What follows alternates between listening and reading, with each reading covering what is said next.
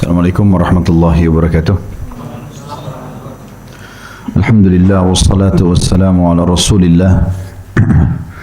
Segala puji bagi Allah Subhanahu wa taala, juga salawat dan taslim kepada Nabi besar Muhammad sallallahu alaihi wasallam. Melanjutkan bahasan kita kitab Minhajul Muslim, dan kita masuk ke bab yang kelima, masalah fikih muamalah. Setelah sebelumnya kita membahas panjang lebar tentang fikih ibadah, ya. Dan di awal pasal yang diangkat oleh Imam Syekh Abu Bakar Jazair rahimahullah adalah masalah jihad, berjuang di jalan Allah Subhanahu wa taala. Karena ini ada hubungannya juga dengan manusia, maka dimasukkan dalam fikih muamalah. Materi pertama dalam masalah ini adalah hukum jihad, macam-macamnya dan hikmah yang terkandung di dalamnya. Poin A, hukum jihad. Hukum jihad memerangi orang-orang kafir dan memerangi orang-orang yang memerangi Islam dan kaum muslimin adalah wajib kifayah. Ya, wajib kifayah, fardu kifayah, sama. Jadi ada namanya istilah dalam fikih kita, fardu ain, ada fardu kifayah. Kalau fardu ain artinya diwajibkan secara individu, tidak bisa orang menghindar. Contoh kalau dalam bab jihad, teman-teman kita di Palestina, karena mereka lagi dijajah, secara individu mereka harus membela. Mereka nggak boleh lari dari kancah peperangan, melawan, membela, berjuang, bagaimana supaya bisa memenangkan peperangan. Seperti juga kasus kita Indonesia dulu tuh dijajah oleh Belanda, oleh Jepang, ya. Seperti itulah. Fardu kifayah wajib, tapi tercukupkan kalau sudah ada yang mengerjakan. Contoh kasus misalnya kita di Indonesia, kalau menghadapi kasus teman-teman di Palestina, bagi kita fardu kifayah, wajib kifayah saja. Artinya karena di sana sudah ada pergerakan, ya sudah, kita biar nggak ke sana nggak apa-apa, kewajibannya gugur, ya. Tetapi tetap kita bantu dengan harta, doa. Kita berusaha. Kalau ada pemerintahan Islam yang kuat, lalu dia mau berjuang, dia mau pergi menyerang, bagus, ya. Tapi secara individu kita sifatnya fardu kifayah. Itu yang dimaksud dengan wajib kifayah. Kata beliau, yaitu suatu kewajiban yang tidak dilaksanakan oleh sebagian orang, bila atau jika dilaksanakan oleh sebagian orang, maka kewajiban tersebut dianggap gugur dari sebagian yang lain. Berdasarkan firman Allah Subhanahu wa taala dalam surah At-Taubah ayat 122, A'udzubillahi minasyaitonir rajim, wa ma kanal mu'minuna liyanfiru kaffah falawla nafara min kulli firqatin minhum ta'ifatun liyatafaqahu fid din wa liyunziru qaumahum idza raja'u ilaihim la'allahum yahdharun. Tidak sepatutnya bagi orang mukmin pergi semuanya ke medan perang. Ya, ini menandakan hukumnya fardu kifayah. Kalau sudah ada yang pergi, ya sudah, yang lainnya menjaga kota atau menjaga negara, ya. Nabi SAW kalau pergi jihad, ada yang beliau letakkan di Madinah sebagai penggantinya. Enggak semuanya ayo pergi keluar, enggak ada laki-laki satupun. Ada kaum wanita, ada anak-anak, ada orang lemah yang butuh dijaga, ya. Itu juga bagian daripada agama. Ada juga orang yang kalau sudah ada pasukan jihad juga butuh ilmu. Ada yang pergi menuntut ilmu. Makanya dikatakan di sini oleh Allah SWT, tidak sepatutnya bagi orang mukmin pergi semuanya ke medan jihad. Mengapa tidak pergi dari tiap-tiap golongan di antara mereka beberapa orang untuk memperdalam pengetahuan mereka tentang agama? Mesti ada juga dibagi. Ada yang pergi jihad, ada yang pergi menuntut ilmu. Karena jihad pun butuh ilmu, nggak boleh sembarangan. Dan itu. Dan agar juga Islam ini bisa diturun-temurunkan. Artinya kalau pasukan ini kalah, mati syahid, masih ada, ya, umat Islam yang siap menggantikan posisi mereka. Dan untuk memberi peringatan kepada kaumnya apabila mereka telah kembali kepadanya, supaya mereka itu dapat menjaga dirinya. Ya, artinya mengingatkan, jadi mereka belajar, mereka pulang ingatkan kaumnya kalau ini agama, pelajaran agama tentang halal haram, ya. Dan bagaimana juga mereka kalau ada waktu kesempatan ikut seperti pasukan yang sudah jalan dan seterusnya. Berapa kali Nabi SAW kirim pasukan, beliau sendiri tidak ikut SAW, kirim pasukan. Di perang Mu'tah, beliau mengirim pasukan sampai 3.000 sahabat berangkat, dipimpin oleh Zaid bin Harithah, Dan pada saat mati syahid diganti oleh Ja'far bin Abi Thalib, pada saat mati syahid diganti oleh Abdullah bin Rawaha radhiyallahu ajma'in. 3 syuhada di perang Mu'tah. Itu di wilayah Jordania sana. Menyerang melawan pasukan Romawi. Tapi Nabi SAW sendiri tidak ikut. Nabi SAW waktu itu mengirim pasukan dan menjaga Madinah. Tetap mendidik dan mengkader sahabat-sahabat yang tidak diutus oleh beliau. Kadang-kadang juga beliau keluar sendiri memimpin seperti perang Badar, perang Uhud, perang Hunain, pembebasan kota Mekah, ya. Itu ada yang dipimpin oleh Nabi SAW. Tapi ada juga yang tidak, beliau tidak ikut di situ. Tetapi bagi orang yang telah ditentukan oleh pemimpin, maka hukumnya jadi wajib ain baginya berdasarkan sabda Nabi SAW, wa idastumfirtum fanfiru. Jika kalian disuruh jihad, maka pergilah. Hadis ini riwayat Bukhari nomor 1834 dan Imam Muslim 1353. Artinya kalau pemimpin yang suruh, kamu berangkat, nah harus berangkat, nggak boleh enggak, ya, karena sudah pemimpin yang tunjuk, ya. Juga ketika musuh menyerang suatu negara, ya, kalau tiba-tiba kita diserang, itu sudah jelas secara individu kita harus, maka penduduknya termasuk kaum wanita wajib mengusir dan memerangi mereka. Nggak boleh dibiarkan kita dijajah.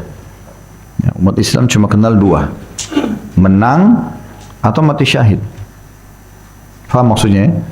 Kita menang, kalah orang-orang non-muslim, orang kafir ini, atau kita semuanya terbunuh tapi mati syahid. Jadi nggak ada kata-kata kalah. Nggak ada kata-kata kalah. Sekarang kita masuk ke poin B tentang masalah macam-macam jihad. Yang pertama adalah jihad memerangi orang-orang kafir serta orang-orang yang menyerang kaum muslimin yang dilakukan dengan tangan, harta, lidah, serta hati. Berdasarkan sabda Rasulullah SAW, jahidul musyrikina bi amwalikum wa anfusikum wa alsinatikum. Hadis ini diriwayatkan Imam Ahmad nomor 11.837, Abu Daud 8.504, An-Nasai 3.096 dengan sanad sahih, yang artinya perangilah orang-orang musyrik dengan harta, jiwa dan lidah kalian. Ya. Yang bisa menulis tulisan, bantah mereka, dakwahi mereka dengan tulisan, itu juga masuk dalam masalah jihad. Ya. Misalnya orang menyumbang bangun masjid di satu lokasi supaya umat Islam sana bisa jadi kuat, bisa bertambah kaum muslimin, bagian daripada itu. Cari daerah minoritas lalu dibantu di sana umat Islam supaya di sana bertambah jumlah umat Islam punya kekuatan, gitu kan. Atau dengan penyerangan kalau iman terjadi peluang untuk itu atau kesempatan yang Allah SWT mudahkan, ya. Itu dalam menyerang ini ada 2 sebab, ya. Sebab pertama karena kita diserang atau kita khawatir mereka menyerang, seperti Nabi SAW seringkali strategi perang beliau menyerang musuh sebelum datang. Jadi beliau kirim mata-mata ke sana, oh ternyata betul mau menyerang, Nabi serang duluan, sehingga sebelum musuhnya tiba dia sudah menang. Dan ini strategi yang sangat jitu karena Nabi SAW serang mereka sebelum mereka menyerang. Atau yang kedua memang dasarnya kita mau mengekspansi Islam. Kita boleh datang ke satu lokasi, kita tawarkan mereka dengan pasukan perang, ya, untuk masuk Islam. Kalau mereka nolak, mereka bayar upeti atau jizyah. Kalau mereka nolak, terjadi peperangan. Jadi, ini termasuk yang terjadi di Khaybar. Nabi SAW keluar ke Khaybar, lalu tawarkan mereka Islam. Dikepung terus sama Nabi. Islam, mau masuk Islam nggak? Nggak mau. Bayar jizyah? Nggak mau. Maka dikepung sampai mereka tunduk. Allah mengatakan dalam Al-Quran, A'udzubillahi minasyaitonir rajim, hatta yu'tul jizya an yadi wa hum saghirun. Ya, sampai mereka membayar jizyah dalam keadaan mereka terhina pun. Jadi memang Islam ini harus disebarkan, tidak boleh tidak. Itu yang dimaksud dengan makna hadis ini. Kemudian yang kedua, jihad memerangi orang-orang fasik yang dilakukan dengan tangan, lidah dan hati berdasarkan sabda Nabi SAW, man ra'a minkum munkaran falyughayyirhu biyadihi fa in lam yastati' fa bilisanihi fa in lam yastati' fa biqalbihi wa dzalika adhaful iman. Barang siapa yang antara kalian yang melihat suatu kemungkaran, maka hendaklah ia merubahnya dengan tangannya, jika tidak mampu maka dengan lisannya, atau lidahnya jika tidak mampu maka dengan hatinya, dan itu merupakan selemah-lemah iman.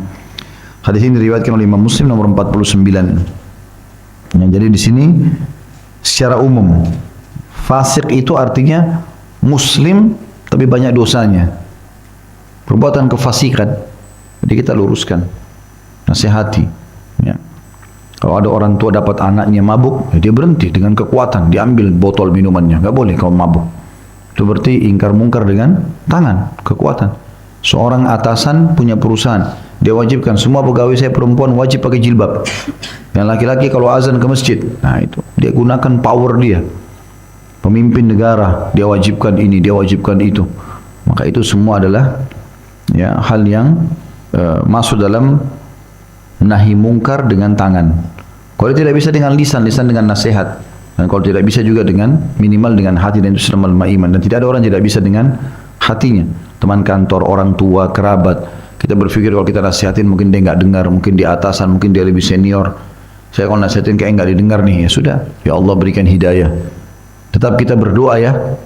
Karena kalau teman-teman tidak mengikuti tahapan ini, power, kekuatan tangan, kalau nggak bisa dengan lisan, kalau nggak bisa dengan hati, kalau hati pun tidak, kita bertanggung jawab depan Allah hari kiamat.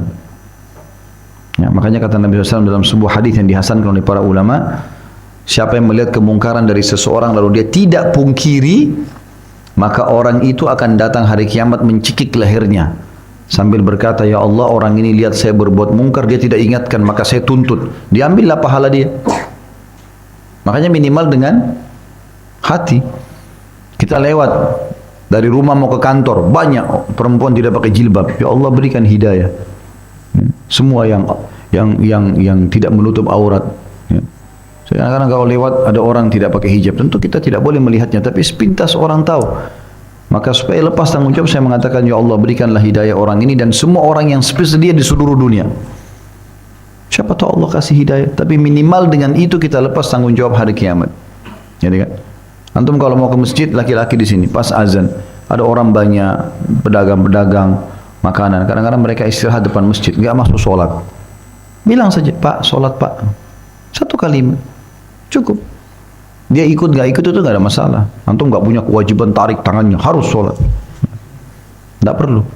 Ya, nggak perlu. Tapi kalau antum dengan lisan, nasihati saja. Saya kalau ke masjid dekat rumah, ada banyak orang duduk. Kadang-kadang subhanallah mereka jadikan masjid cuma tempat istirahat, azan nggak sholat. Di depan matanya orang masuk ke surga ini. Kemudian dia tidak lakukan. Jadi minimal saya mengatakan, Pak sudah sholat, waktunya Pak, sholat dulu. Ingatkan sholat Pak. Ya. Seperti itulah. Ya. Lebih bagus lagi kalau memang pemerintah yang membentuk itu ya. Kayak di Saudi itu memang ada hayy amil ma'ruf nahi mungkar. Ada memang kementerian sendiri dibentuk oleh pemerintah Saudi kalau tidak salah itu ya. Khusus untuk menegakkan ma'ruf dan memerangi kemungkaran. Jadi kalau di waktu sholat mereka sering keliling pakai mobil, ada mikrofonnya. Udah azan, kamu di sana kenapa nggak sholat? Kamu yang di sana kenapa nggak sholat? Jadi orang itu malu. Dia pakai mic besar suaranya. Kamu yang pakai baju putih sana di atas, kenapa nggak turun?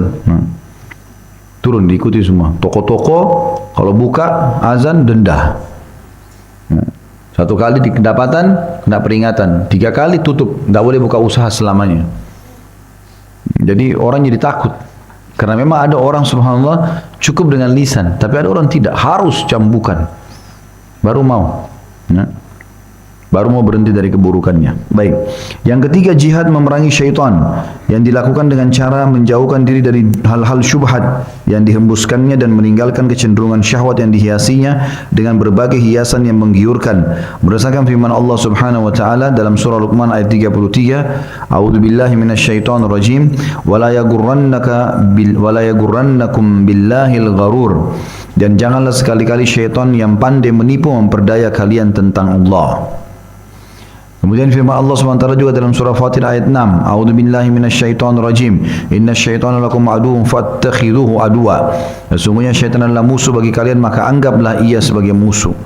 Dan semua bisikan ya di benak kita, baik di pikiran terlintas, baik di hati, ya, apalagi kalau sudah tersebutkan dengan lisan, semua yang berbau maksiat kepada Allah, pelanggaran, menggunjing orang, memfitnah, mengambil haknya orang lain, apa saja bermaksiat atau kalimat-kalimat syahwat bukan pada pasangan halal, dari syaitan. Tugas kita harus jihad melawan dia, lawan.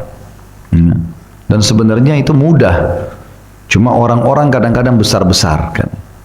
Bahasa mengatakan ini godaan syaitan besar nih, godaan syaitan berat nih. Itu dusta, dia bohongi diri sendiri. Berat dari mana? Syaitan cuma bilang nggak usah sholat dulu. Antum yang bilang iya ya. Kan tinggal bilang enggak, saya mau sholat. Selesai. Memangnya syaitannya menjelma cekik kita? Enggak, kamu enggak boleh sholat, berantem, gulat-gulatan, kan enggak. Berarti kan gampang, ya, mudah, asal mau saja. Kadang-kadang kitanya yang dukung syaitan. Tidur aja, malam masih panjang, iya ya ngantuk. Kita yang dukung dia. Enggak, saya mau bangun sholat. Karena kata Nabi SAW, siapa yang tidur diikat oleh syaitan dengan 3 ikatan. Kalau dia bangun berzikir kepada Allah, doa bangun tidur. Alhamdulillahilladzi ahyana ba'da ma amatana wa ilaihin nusyur. Ya. Baca zikir-zikir bangun tidur. Yang kata Nabi SAW, siapa yang terkaget di malam hari lalu dia baca la ilaha illallah wahdahu la syarika lah lahul mulku wal hamdu wa huwa ala kulli syai'in qadir. Subhanallah walhamdulillah wa la ilaha illallah wallahu akbar wa la haula wa la quwwata illa billahil aliyil azim. Allahumma ighfirli. Maka syaitan kalau dia maka akan dibersihkan dosa-dosanya dengan zikir itu, dan juga kalau dia sholat diterima, kalau dia berdoa diterima. Baca zikir. Kalau orang bangun baca zikir, ya, pasti akan dilepas ikatan pertama. Kalau dia berwudu, lepas ikatan kedua. Kalau dia sholat, lepas ikatan ketiga. Apa kata Nabi SAW jaminannya? Maka engkau akan temukan orang itu pada hari itu paling bahagia. Kalau bapak ibu sempat sholat malam walaupun 2 rakaat, lalu sholat subuh on time, apalagi di masjid, ya, itu keluar hari itu semuanya cerah. Biar ada masalah apapun, semua mudah. Ya. Sampai kata Nabi SAW, siapa yang sholat subuh berjamaah di masjid, dia di bawah perlindungan Allah. Dijamin hari itu full sampai besok lagi. Nggak ada yang bisa ganggu. Tapi subhanallah kadang-kadang kita lepas dari aset-aset yang sudah Allah kasih ini. Ya. Harta kita yang sebenarnya itu teman-teman. 2 rakaat fajr lebih baik daripada dunia dan seluruh isinya. Siapa yang sholat subuh berjamaah, maka dia di bawah naungan Allah sampai besok pagi. Ya. Sedikit istirahat, sholat duha, 2 rakaat duha, menutupi sedekah 360 sendi. Ya. Kalau 4 rakaatnya dipenuhi semua kebutuhan pada hari itu. Begitu hadisnya kan. Kalau sampai 12 rakaat dibangunkan baginya istana di surga. Ini aset kita. Tiba duhur, kata Nabi SAW, siapa yang sholat 4 rakaat sebelum duhur, 4 rakaat sudah duhur, Allah akan haramkan dia dari api neraka. Jadi rentetan dari pagi ini pahala semua ini. Tiba asar, semoga Allah merahmati, rahmat yang dapat karunia seorang hamba yang rutin menjaga 4 rakaat sebelum asar, dapat lagi keutamaan. Sholat asarnya juga begitu keutamanya. Sholat yang paling afdal 5 waktu adalah sholat asar. Sampai kata Nabi SAW, siapa yang ketinggalan asarnya, maka dia seperti kehilangan seluruh yang dia miliki di muka bumi ini. Sekali saja kehilangan asar, nggak boleh. Ada maghrib, sholat, ada isya, ibadah semua ini. Ada waktu mustajab di antara azan dan iqamah. Bayangkan teman-teman kalau kita dalam sehari, nggak usah tiap hari, sekali saja dalam 1 bulan kita dikasih kesempatan sama gubernur atau presiden untuk ketemu. Silakan sampaikan apa yang Anda mau. Nanti saya kasih. Setiap bulan sekali kita punya pertemuan. Sudah luar biasa. Kalau seminggu sekali. Setiap minggu kita punya kesempatan, hari Sabtu misalnya masuk ke istana atau masuk ke mana.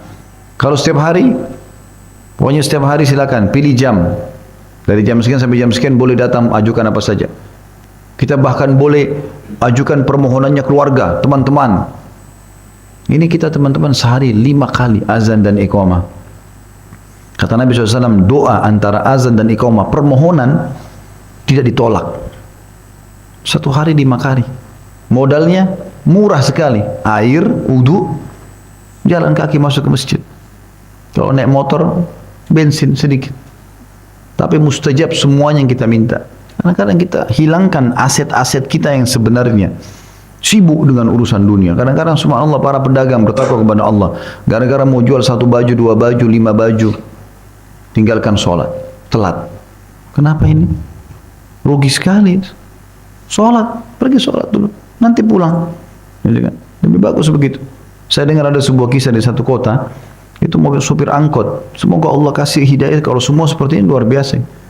Dia kalau mau tiba waktu sholat, biarpun mobilnya dia bilang, maaf Bapak Ibu, sekarang sudah mau waktu sholat, saya mau mampir ke masjid sholat. Yang mau ikut sholat silakan, yang tidak mau bisa ganti mobil lain, tidak usah bayar. Turun sholat. Subhanallah, dia sholat, jemaahnya, orang yang di mobilnya dapat pahala juga, karena dia juga dapat pahala yang diajak sholat. Dan ada juga yang pergi pindah mobil, tapi subhanallah begitu masuk ke mobil lagi, penuh lagi mobilnya. Berapa? 5 menit, 10 menit sholat? Sebentar. Aset-aset seperti ini kadang-kadang kita lupakan ini. Ini sebenarnya harta kita, ya, yang sebenarnya harus kita jaga. Jadi syaitan itu musuh, harus dilawan, ya, di jihad.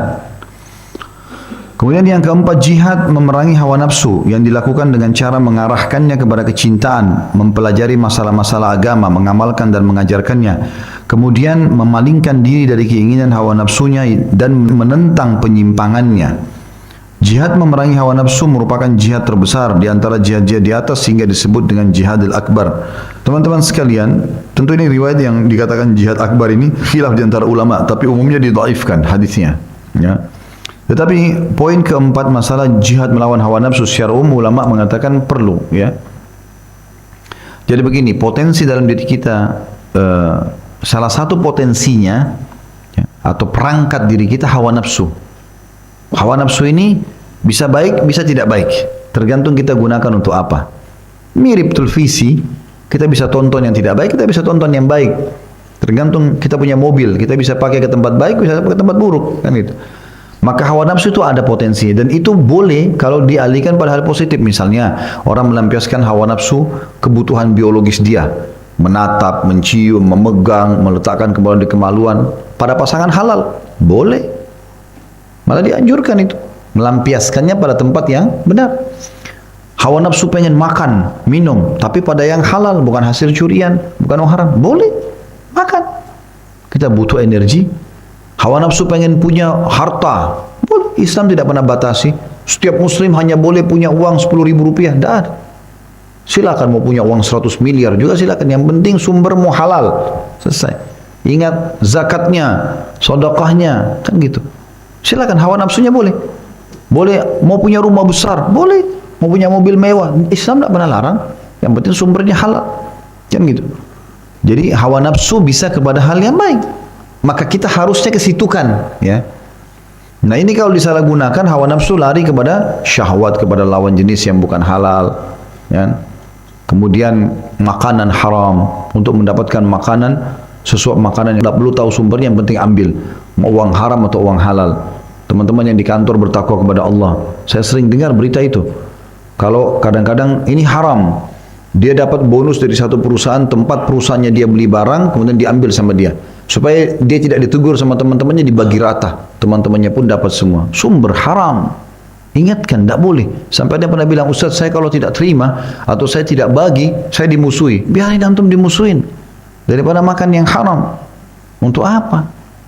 Masuk berapa? 1 juta, 2 juta rupiah. Makin besar masuk teman-teman, maka makin besar hukumannya, berat. Ya, saya selalu sarankan, saya pernah tablik akbar, judul bukunya itu Akibat Makanan Haram, beli itu 10.000 rupiah harganya, 7.000 mungkin, kecil.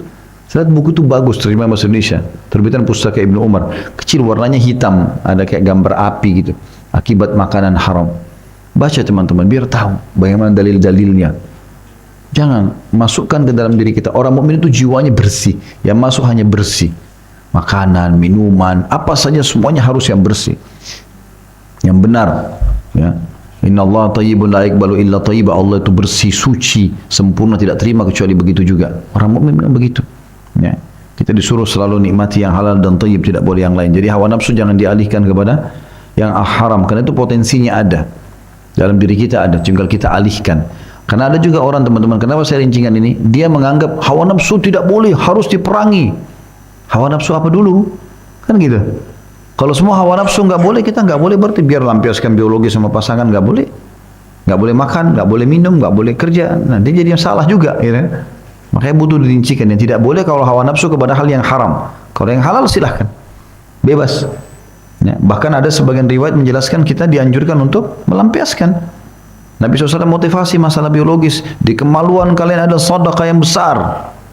Para sahabat faham, maksudnya ini biologis yang halal. Ya Rasulullah, kami gauli istri kami, dapat kenikmatan, kami dapat pahala.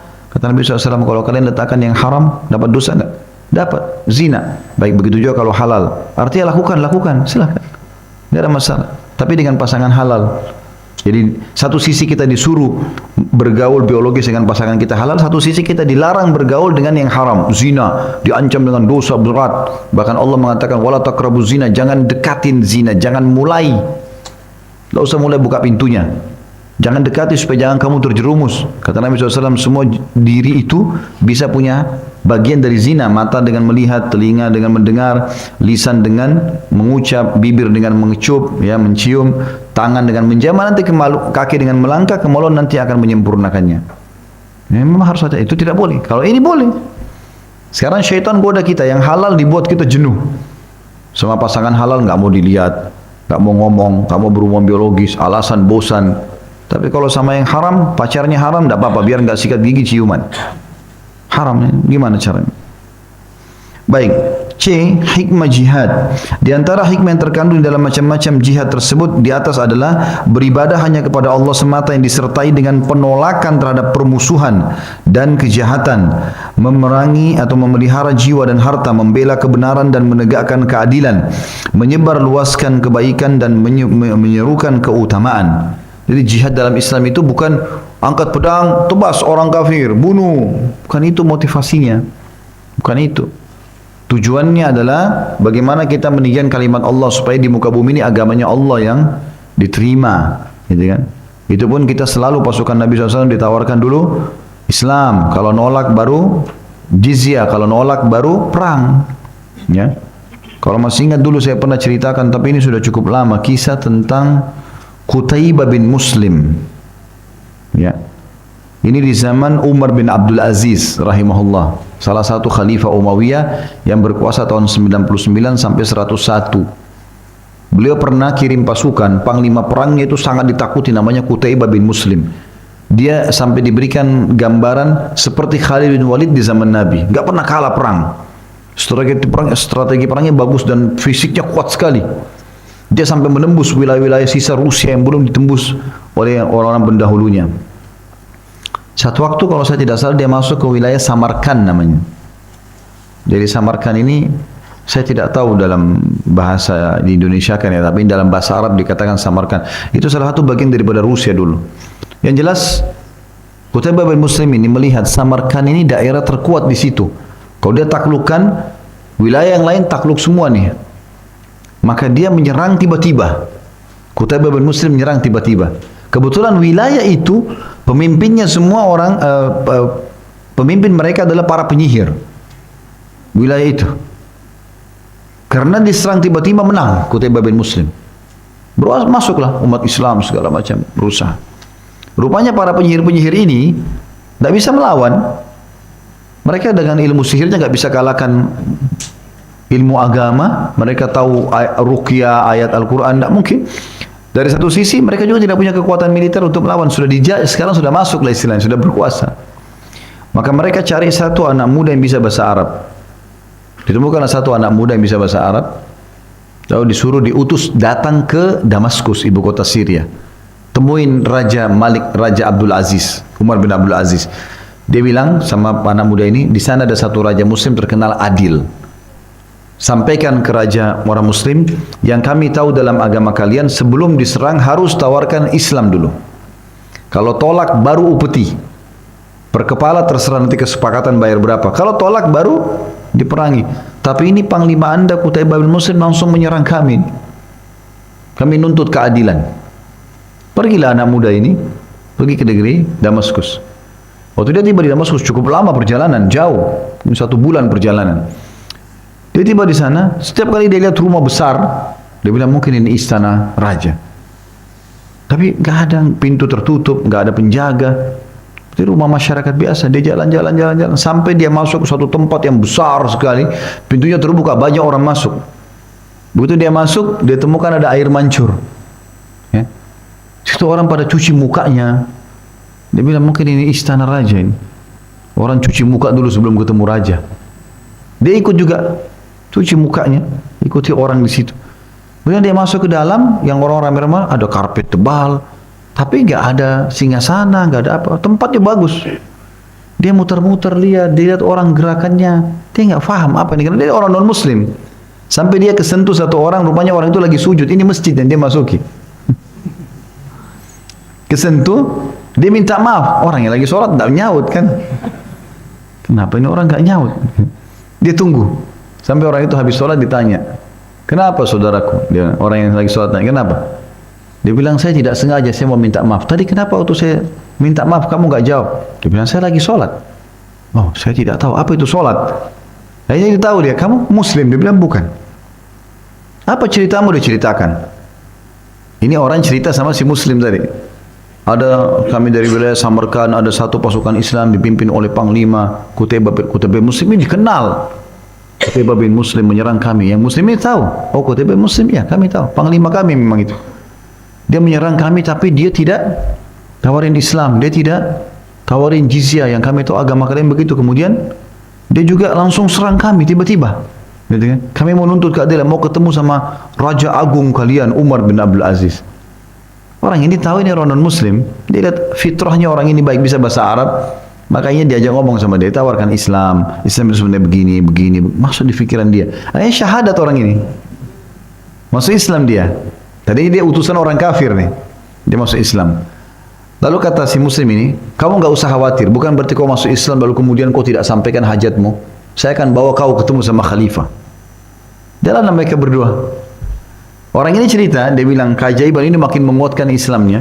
Dia bilang rumah demi rumah dilewatin besar, tidak ada yang dimampiri. Semuanya dilewatin. Sampai tiba di tengah-tengah Damaskus ada satu rumah dari tanah liat. Situ ada orang tua, jenggotnya sudah putih, lagi pegang di sebelah tangan kirinya seperti wadah gitu, taruh tanah liat yang dibasahin kayak kita sekarang semen. Yang tangan kanannya tempel temboknya yang rusak. Rumahnya kecil. Lalu kata si Muslim yang tadi yang masuk Islam kan orang ini bilang, kau cari raja kami? Dia bilang iya. Itu orangnya. Itu yang lagi pegang tanah, lagi tempel-tempel temboknya. Dia bilang, kau jangan olok-olok saya. Mana ada raja terkenal, raja Muslim terkenal dengan pasukan perangnya, tempel-tempel tembok sendiri. Dan ternyata rumahnya Umar bin Aziz terbuka, di dalam itu ada seorang ibu lagi buat adonan roti, kelihatan dari jauh. Kata si Muslim, itu di dalam itu istrinya, itu ratu, lagi buat adonan roti sendiri, nggak ada pelayannya. Kata orang ini, saya betul-betul tidak percaya. Dia bilang, sudah, kau nggak usah khawatir, sampaikan saja hajatmu, dia terima semua masalah. Si Muslim ini pergi, tinggal si non-Muslim yang baru masuk Islam. Begitu dia mau maju, ada kejadian kecil di sini. Rupanya ada anak kecil lari-lari dari jauh, yang satu lari menangis, ya. Bagian mukanya ada luka, yang satu lagi sama ibunya dari belakang, lagi ngejar anak ini gitu. Begitu lewat, ternyata dia panggil Umar bin Aziz, wahai ayah, gitu. Ini berarti anaknya raja. Anaknya raja lagi berdarah kepalanya. Di belakangnya rupanya ada anak kecil yang berantem sama dia, itu ditemani sama ibunya. Takut sama khalifah, maka mau minta maaf. Dia bilang, saya mau tahu ini masalahnya nih. Ini bagaimana Islam memandang ini. Dia bilang tiba-tiba saja, waktu dia bilang, hai ayah. Kata Umar bin Aziz, kenapa? Dia bilang, muka saya dipukul sama itu yang di belakang, berdarah. Ibunya dari dalam dengar. Ibunya bilang, wahai Umar, tolonglah anakmu. Gitu kan. Akhirnya Umar bin Aziz berdiri, lalu sambut ibu itu datang. Ibu itu sudah ketakutan sama anaknya. Kata Umar bin Aziz, kenapa? Ada apa ibu? Sampaikan dengan tenang, keadilan ada di tanganku. Artinya saya akan terapkan itu. Dia bilang, sebenarnya ceritanya begini, anak saya ribut sama anak anda, dan memang dimulai dengan anak anda, gitu kan.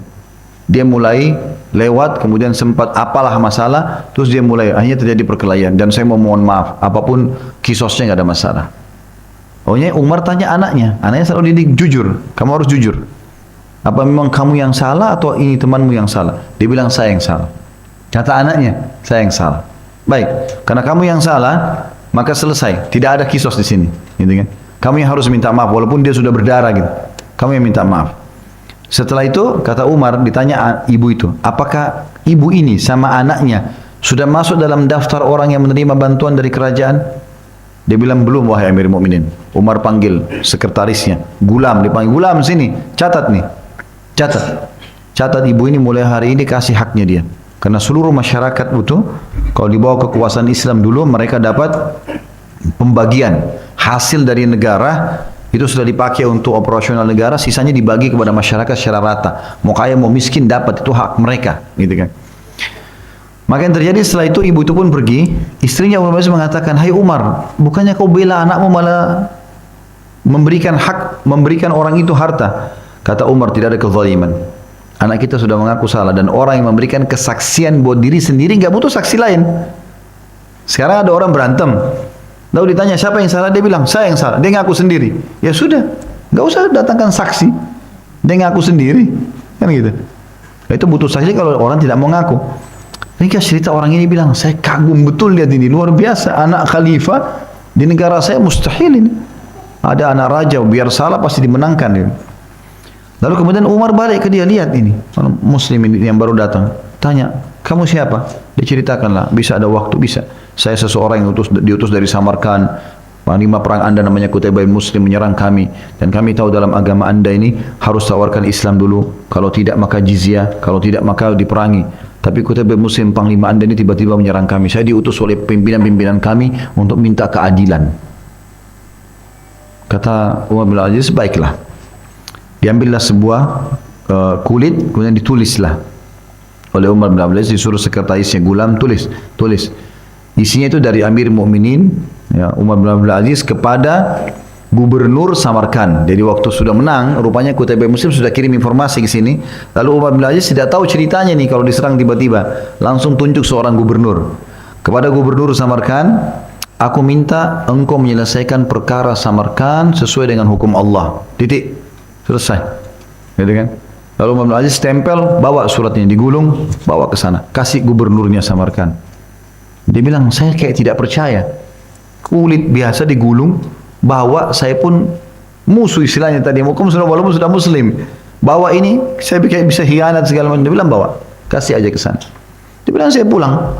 Begitu saya pulang, saya cari tahu mana siapa gubernur ini. Ditemukan ada satu orang sudah tua, jenggotnya putih. Tapi di riwayat ini kisahnya saya enggak temukan namanya. Dikasihlah surat ini. Dia bilang, saya penduduk masyarakat ini. Diceritakan sama dia kisahnya, saya diutus gini-gini karena pasukan kalian tidak menawarkan Islam dulu dan kami menurut keadilan, dan saya sudah ke Damaskus ketemu raja kalian. Ini suratnya. Dibuka sama gubernur tersebut, isinya sederhana. Dari Amir Mukminin Umar bin Abdul Aziz kemudian kepada gubernurnya Samarkand, aku perintahkan kamu untuk menyelesaikan perkara penduduk Samarkand semuanya sesuai dengan hukum Allah. Titik. Selesai. Dia bilang, baiklah. Apa masalahmu? Dia bilang, Qutaibah bin Muslim masuk di sini tidak tawarkan kami Islam, tidak tawarkan kami jizyah. Kata dia, baiklah. Kumpulkan semua tokoh-tokoh masyarakatmu, saya pun akan panggil Qutaibah bin Muslim. Dipanggillah, dikumpul di satu masjid. Waktu itu sudah ada masjid besar. Karena ini kan hitungan sudah bulanan ya, sudah berlalu bulanan perebutan itu. Maka dia bilang tiba-tiba dikumpulin, penyihir-penyihir ini pada datang semua, gitu kan, pemimpin ini, karena dianggap ini akan ada ya pengambilan hak gitu. Lalu Qutaibah Muslim datanglah gubernur ini dengan pakaian yang sederhana, jenggotnya sudah putih, sudah tua, lalu duduk, lalu mengatakan, saya akan membuka sidang perkara ini sesuai dengan perintah Amir Mukminin Umar bin Abdul Aziz, bahwa saya harus selesaikan perkara penduduk Samarkand sesuai dengan hukum Allah. Artinya kita mau tahu perkaranya apa, siapa yang benar dibenarkan, siapa yang salah disalahkan. Baik, ada apa dengan anda? Ditunjuklah pemimpinnya Samarkand waktu itu yang masih kafir, para penyihir ini. Mereka kena ketakutan, mereka mengatakan, sesungguhnya panglima besar Qutaibah bin Muslim, ada Qutaibah di sebelahnya, ya, telah menyerang kami tanpa tawarkan kami Islam. Kami tahu agama kalian Islam dulu. Kalau kami nolak, setelah kami pertimbangkan, maka kami harus bayar jizyah upeti. Kalau kami nolak, kami diperangi. Tapi kami tiba-tiba diserang, kami nggak dikasih opsi pilihan ini. Bagaimana ini kedudukannya dengan agama anda? Ditanya kepada hakim kembali, kepada gubernur. Gubernurnya balik lagi ke Qutaibah. Hai Qutaibah, bagaimana pendapatmu? Dia bilang, benar, memang saya tidak tawarkan Islam, saya tidak tawarkan jizyah, saya langsung serang. Kata hakimnya, kata gubernur, kenapa? Dia bilang, karena wilayah Samarkand wilayah yang paling besar di sini. Seperti sekarang terjadi. Begitu saya taklukkan serangan tiba-tiba, maka semua wilayah di sekitar sini takluk semua. Apa kata gubernurnya? Demi Allah, ini bukan hukum Allah. Kita bukan diutus untuk itu. Nyerang-nyerang orang, merebut wilayah orang, bukan itu. Tujuan kita Islam dulu. Kalau dia tolak Islam, berarti dia tolak kebenaran. Baru upeti. Upeti ini pun karena perintah Allah. Dikeluarkan untuk muslimin nanti. Kalau mereka nolak, baru kita perangi. Kalau mereka membangkang. Maka saya keluarkan titah sekarang, semua umat Islam di Samarkand wajib keluar. Wajib keluar semua. Tidak boleh ada di sini. Keluar dari luar Samarkand, lalu kemudian membentuk pasukan lagi, baru menawarkan dari awal. Tawarkan Islam, jelaskan baik-baik. Kalau mereka nolak, baru minta upeti. Kalau mereka nolak, baru perang.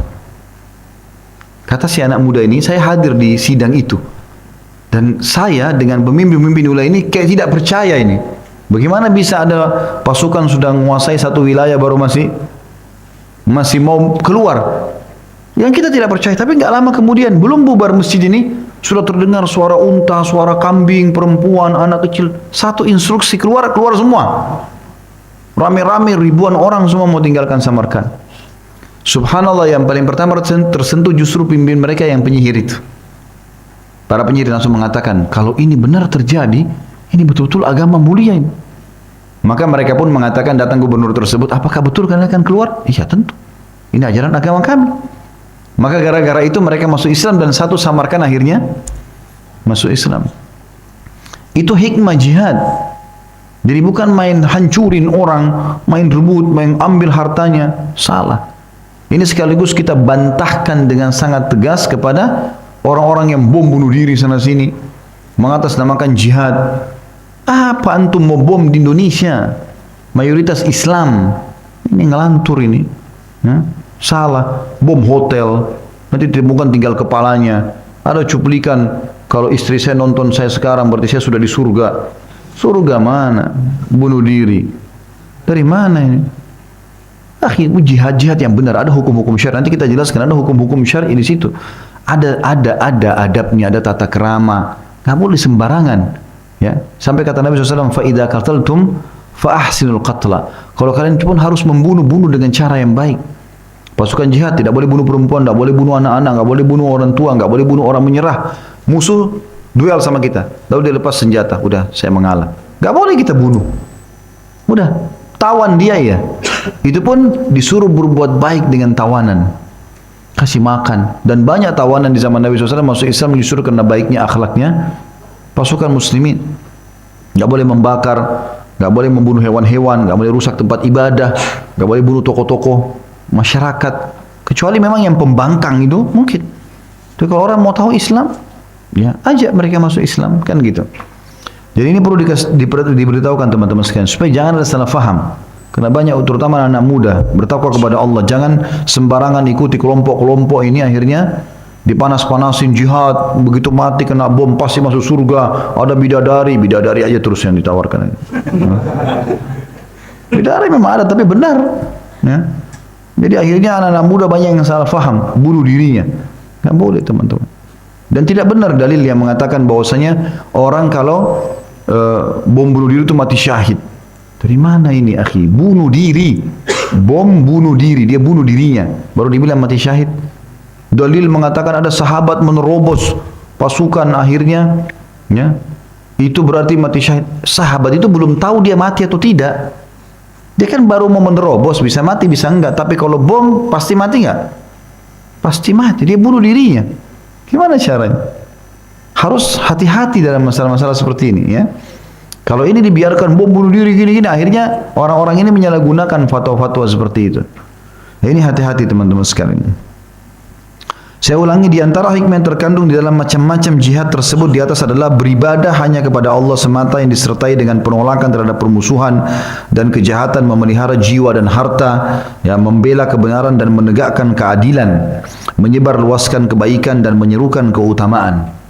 Di zaman-zaman dulu teman-teman, semua wilayah yang sudah ditembus oleh pasukan muslimin, mereka malah berterima kasih, bersyukur kepada Allah, gitu kan? Karena ternyata Islam itu agama yang adil, agama yang tentram, kebaikan, ya. Dan orang kalau sudah Islam sudah masuk nih, pasukan mereka misalnya tolak masuk Islam, mereka tolak jizyah, mereka diperangi. Setelah diperangi pun kalau kalah, nggak ada pembantaian massal ini. Udah, dia la ikraha fid din, yang mau tetap dengan agamanya silakan, ya. Boleh saja. Nanti didakwahin, diingatkan, itu boleh. Allah Subhanahu wa taala berfirman di dalam surah Al-Anfal ayat 39, A'udzu billahi minasyaitonir rajim wa qatiluhum hatta la takuna fitnatun wa yakuna ad-dinu kulluhu lillah. Dan perangilah mereka supaya jangan ada fitnah dan supaya agama itu semata-mata untuk Allah. Sekarang kita masuk lebih dalam teman-teman ke masalah materi kedua, keutamaan jihad. Bahasa lainnya fadilah jihad. Dan sudah saya sering bilang teman-teman, kalau mau rajin mengerjakan ibadah, maka cari tahu keutamaannya. Antum ingin rajin sholat malam, bagaimana caranya Ustaz supaya saya termotivasi? Baca keutamaan sholat malam, baca dulu sebelum kerjain, baca, punya ilmunya. Nanti kita termotivasi, oh ternyata dapat ini, dapat itu, dapat ini. Mau sedekah, baca fadilah sedekah. Mau bakti sama orang tua, baca fadilah bakti orang tua. Mau hadir majelis ilmu, fadilah majelis ilmu. Jadi kita datang dalam kondisi mengejar itu, mengejar keutamaan itu. Karena kesempurnaan pahala yang Allah berikan kalau kita mengerjakan ibadah dengan mengejar targetnya. Ngerti nggak? Kita jihad supaya masuk surga, mati syahid. Salat malam supaya dijabah doanya misalnya. Itu puncak daripada ibadah itu sendiri.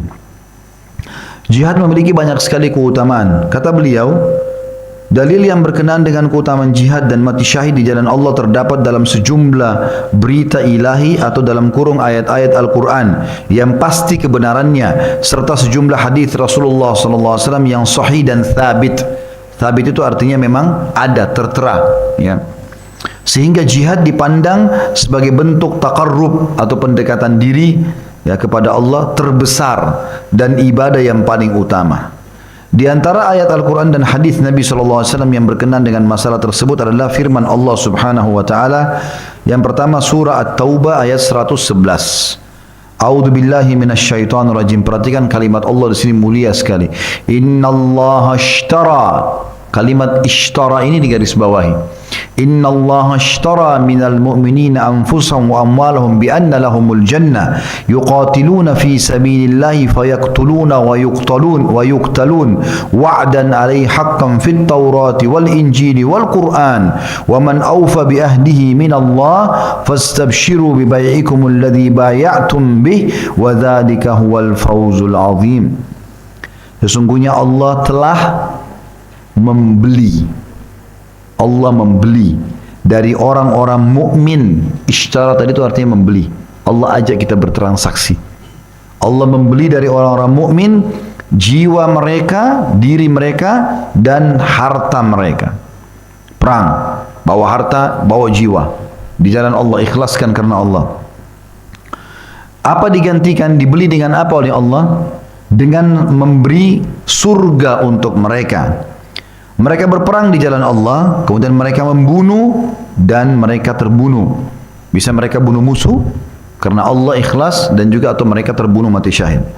Itu telah menjadi janji yang benar dari Allah di dalam Taurat. Bukan cuma dalam Al-Quran, dalam Taurat sudah disebutkan itu. Orang beriman yang berjihad, meninggikan kalimat Allah maka mati syahid. Injil juga sudah disebutkan dan dalam Al-Quran. Dan siapakah yang lebih mendapati janjinya daripada Allah? Maka bergembiralah dengan jual beli yang telah kalian lakukan itu, dan itulah kemenangan yang besar. Ya. Bayangkan teman-teman, kita cuma kena satu peluru musuh, mati. Tidak lagi merasakan sakitnya sakaratil maut. Dalam riwayat dikatakan kecuali hanya seperti cubitan atau gigitan semut saja. Tidak lagi fitnah di kuburan, tidak ada pertanyaan malaikat, siapa Tuhanmu, siapa Nabimu, tidak ada lagi pertanyaan. Langsung jadi taman dari taman surga. Dibangkitkan pada hari kiamat di posisi para syuhada. Ya, bahkan sebelum dibangkitkan ya, ruhnya mereka pada saat mati itu berada di pelatuk-pelatuk burung berwarna hijau yang memiliki sangkar-sangkar seperti cahaya di bawah arsy bergelangkungan, dan mereka bisa keliling di surga, gitu kan? Kemudian dibangkitkan pada hari kiamat di posisi para syuhada di bawah naungan Allah SWT. Tidak ada panas lagi bagi mereka. Enggak ada timbangan amal karena semua dosanya dimaafkan. Bisa menyelamatkan 70 keluarganya. Pada saat dibangkit 70 orang yang penting orang muslim. Kamu ikut saya. Gitu kan. Penting muslim. Amalnya kurang itu enggak ada masalah. Selama dia tidak batalkan keislamannya, dia punya hak untuk menyelamatkan. Kemudian dia juga dibangkitkan dari lukanya, akan keluar darah yang pernah netes di dunia, tapi lebih wangi dari bau kasturi. Orang semua lihat. Dan kemudian juga mereka masuk surga tanpa hisab, mereka sendiri tanpa hisab, dan mereka masuk di surga Firdaus tertinggi. Ada riwayat lain mengatakan mereka akan dinikahkan dengan 70 bidadari. Ya. Ini bagi laki-laki motivasinya besar. Nah, satu aja nggak habis-habis, apalagi 70. Ya. Banyak keutamaan. Sekarang hanya dengan pelurunya musuh kena. Ya, sabetan pedangnya kena. Makanya para sahabat luar biasa dalam jihad. Begitu Nabi SAW mengatakan jihad, mereka berharap pergi nggak pulang. Rata-rata sahabat berdoa, ya Allah jangan buat aku pulang lagi. Nggak mau masuk sana mati. Jadi pasukan muslimin walaupun jumlahnya kecil di perang Badar 300 lawan 1000 menang. Karena semua mau mati. Beda dengan orang kafir berharap tidak mati. Maka yang paling pertama dikejar bukan dapat harta rampasan perang, bukan cuma sekedar dapat bendera musuh, bukan cuma oh menang nih, enggak. Bagaimana dia mati, berharap, tapi bukan dia sengaja bunuh diri. Dia datang menyerang musuh sampai dia dibunuh. Ya, kan? Ada satu sahabat pernah diutus oleh Nabi SAW ke satu raja zalim, baru tiba mengajak tawarkan Islam, maka diambil tombak dilempar, kena perutnya sahabat ini. Waktu kena perutnya sebelum dia mati dia mengatakan, "Fuztu wa Rabbul Ka'bah." Aku telah menang dengan Tuhannya Ka'bah. Maksud Allah SWT, pemilik rumah Ka'bah. Orang-orang kafir kaget, kenapa ini orang mati ditusuk? Orang biasanya teriak kesakitan, ini malah mengatakan beruntung, lalu meninggal, mati syahid. Mereka cari tahu informasi, kenapa ini orang Islam ini aneh betul. Ditusuk perutnya mati keluar darah, bilang saya menang. Dicari tahu informasi, baru mereka tahu, oh ternyata memang mereka ini cari mati memang, gitu kan. Jadi memang tujuannya beda. Bagaimana dia mati, gitu kan. Dan saya juga ingatkan kembali, orang kalau sedang menghadapi sakaratil maut, mati, dia nggak lagi rasa teman-teman, oh aduh sabetan pedang di leher saya ini, ya, atau kena peluru, kena rudal, nggak ada lagi. Dia cuma rasakan lihat malaikat maut dengan ruh dicabut. Nggak ada lagi itu. Oh sakit ini panas, nggak ada semua itu. Antum sudah nggak rasa itu. Karena yang kita tahu teori syariah adalah malaikat maut datang, kalau orang mukmin ruhnya keluar lebih mudah daripada air dari mulut kendi. Kalau orang fasik, orang kafir lebih berat, susah, seperti bulu domba yang dililitkan di pohon berduri lalu ditarik dengan keras oleh malaikat sehingga berantakan. Jadi tidak ada lagi itu. Makanya orang-orang mati syahid tidak ada hubungannya sama sekali. Orang-orang Yahudi sekarang di Israel, di Palestina sampai mengeluarkan statement, ini orang Islam kita jajah, dia tersenyum. Kita cambuk, dia tersenyum, dia mati juga masih senyum. Karena banyak jenazah yang ditemukan waktu ditembak mati ketawa, senyum. Mana orang mati mau ngatur-ngatur ketawa kan tidak mungkin. Tapi mereka kaget lihat jenazah-jenazah. Ada banyak foto-foto sampai ke saya, anak-anak muda yang mati syahid ditembak oleh orang Islam, malah senyum. Dan setiap pagi itu kalau mereka lagi jalan, ini siapa yang mati syahid hari ini nih, doakan kita ya. Itulah motivasinya di Palestina itu kalau di Gaza itu. Mereka berharap mereka pergi sekolah, pulang sekolah atau pergi kerja, pulang kerja, ambil satu air botol mineral, pakai senjatanya duduk di puing-puing bangunan, ribat, tunggu musuh datang Israel, tembak, gitu kan, sampai malam. Besok pagi pergi sekolah lagi kerja, kembali lagi di situ. Tiap hari begitu kerja mereka. Kalau saya melihat ini malah subhanallah, Allah cinta sama mereka. Karena setiap hari bangun pagi tentara Israel bisa lewat depan rumahnya, tembak, dia mati syahid, kan gitu. Jadi luar biasa keutamaan itu. Maka harus difahami teman-teman sekalian, jangan selalu terbawa dengan bisikan syaitan, oh mati nanti begini, nanti begitu. Dan juga saya sarankan diri saya terutama, baru teman-teman sekalian, berusaha untuk biasa berkorban di jalan Allah. Mulai dari hal yang kecil. Ya, coba keluarkan duit yang kita suka tuh. Jangan teman-teman ada uang 100 ribu orang miskin lewat. Ini dia sudah minta maaf, tidak ada uang kecil. Ya akhi, keluarkan uang besar. Tidak ada uang kecil. Nanti hari kiamat dibaca rapot antum itu.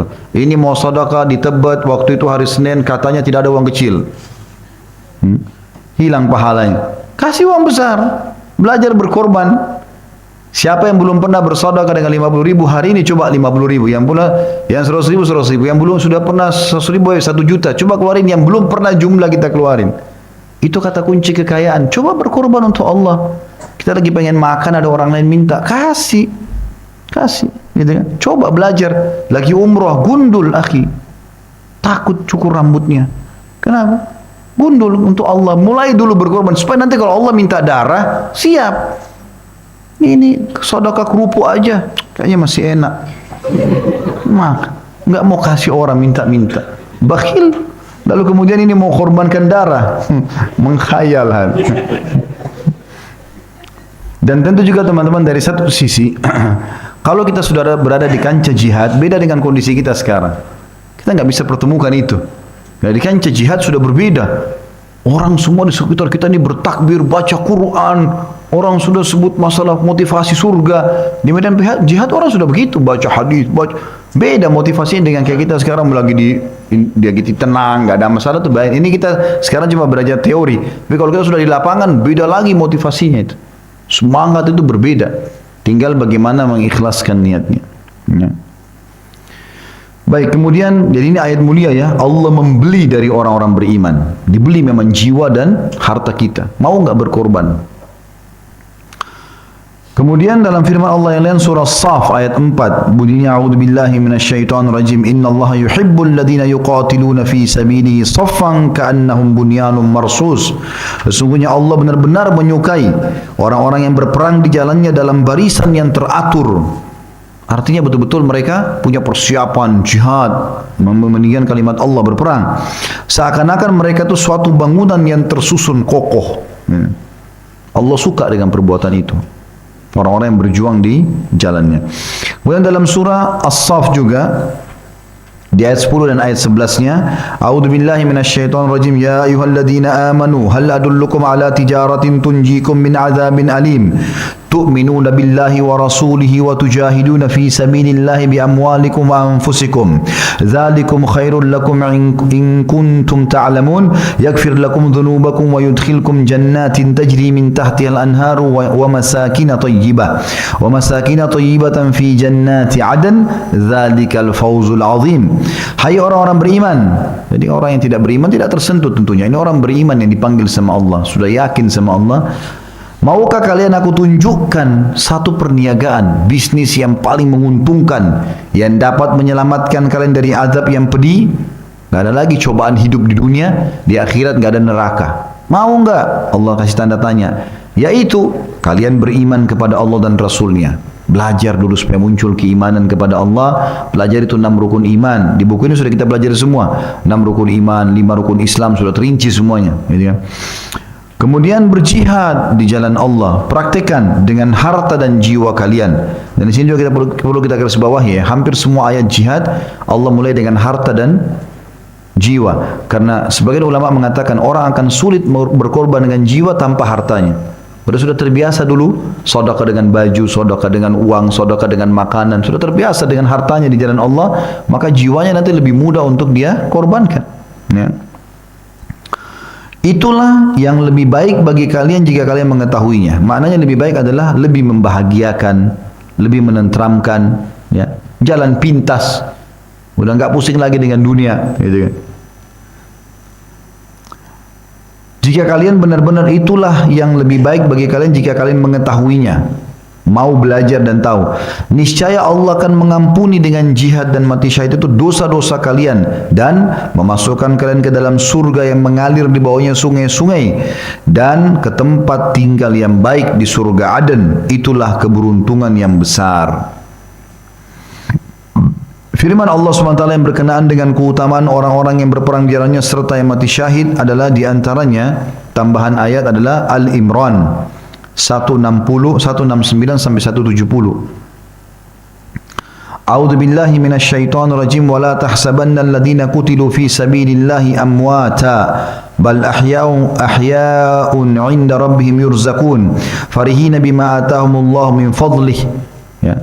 Nah, ada lanjutan ayat wa yastabshiruna billadzina lam yalhaqu min khalfihim alla khaufun 'alaihim wa lahum yahzanun. Yang artinya jangan pernah kalian mengira orang-orang yang gugur jalan Allah itu mati. Bagi kita kan orang ditembak, orang ditebas lehernya, oh mati. Enggak. Allah bilang mereka tidak mati. Ini kekal. Bahkan mereka itu hidup di sisi Tuhan mereka dengan mendapat rezeki.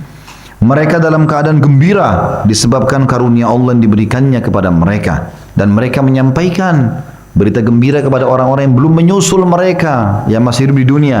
Agar jangan takut, jangan sedih. Udah jihad aja. Terima aja tuh pedang-pedangnya musuh tuh, nggak apa-apa. Ya, nggak ada masalah dibunuh musuh, nggak ada masalah. Kami sudah rasakan nih. Ya. Jadi ini teman-teman ada sebab turunnya ayat ini.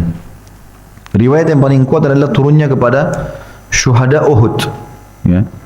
Jadi pada syuhada Uhud dikumpulkan oleh Nabi SAW. Kata Nabi SAW, ini saudara-saudara kalian sekarang sedang bicara dengan Tuhan Allah Subhanahu Wa Taala. Gitu kan? Lalu Allah Subhanahu Wa Taala menanyakan kepada mereka, apa mereka melihat nikmat-nikmat besar, lalu mereka mengatakan, siapa yang menyampaikan ini buat saudara-saudara kita ya di dunia? Kita mau beritakan nih, tapi tidak bisa sampai suara kita nih. Siapa yang mau menyampaikan buat saudara kita yang belum mati nih?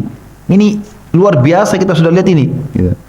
Maka Allah SWT mengatakan, aku yang akan menyampaikan untuk kalian. Aku akan menyampaikan itu. Maka Allah pun menurunkan ayat ini. Janganlah kalian mengira orang-orang yang sudah mati dalam medan perang itu, mati syahid itu adalah orang yang mati tapi mereka hidup di situ dan mereka diberikan rezeki.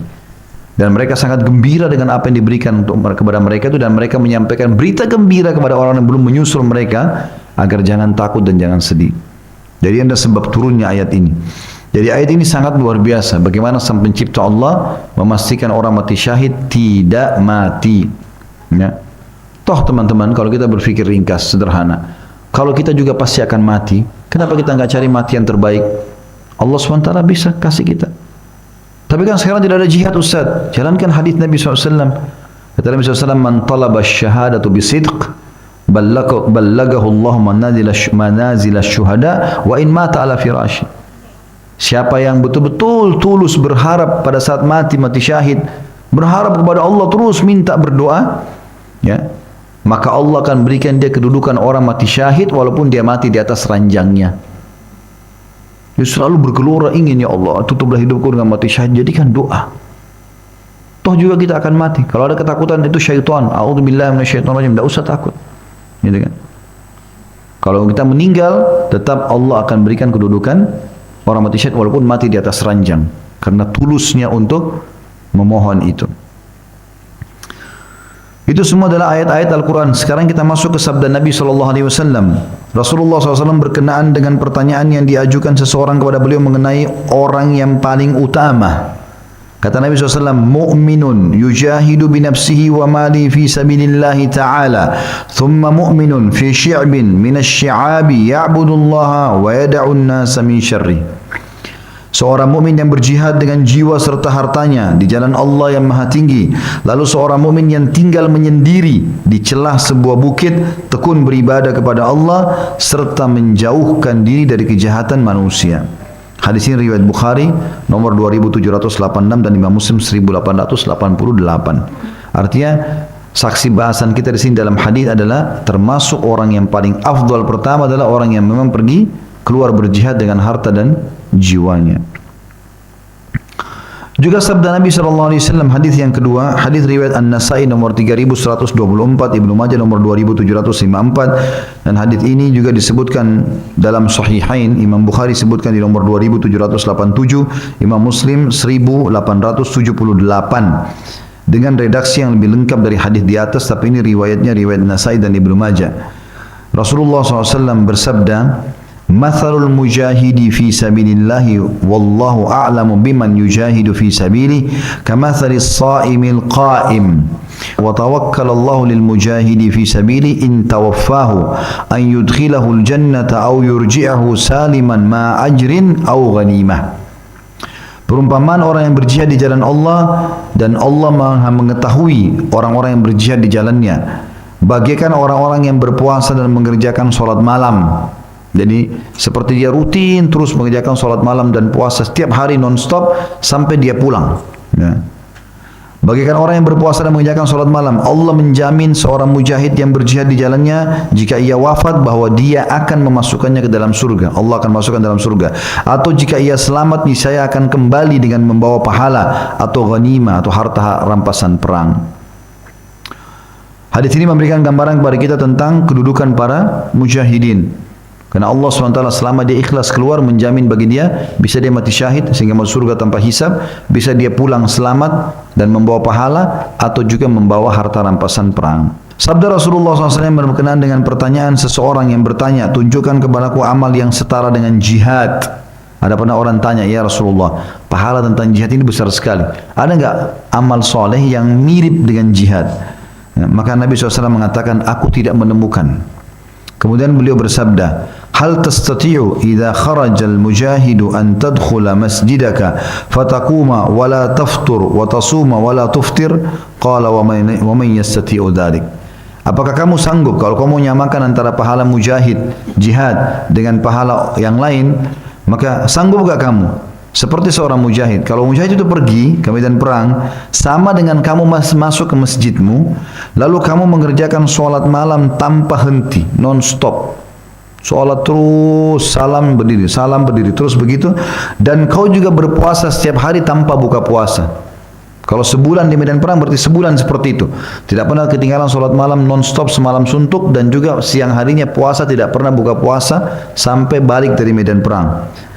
Maka orang tersebut mengatakan, siapa yang sanggup melakukan itu? Artinya tidak mungkin ada yang bisa melakukan itu.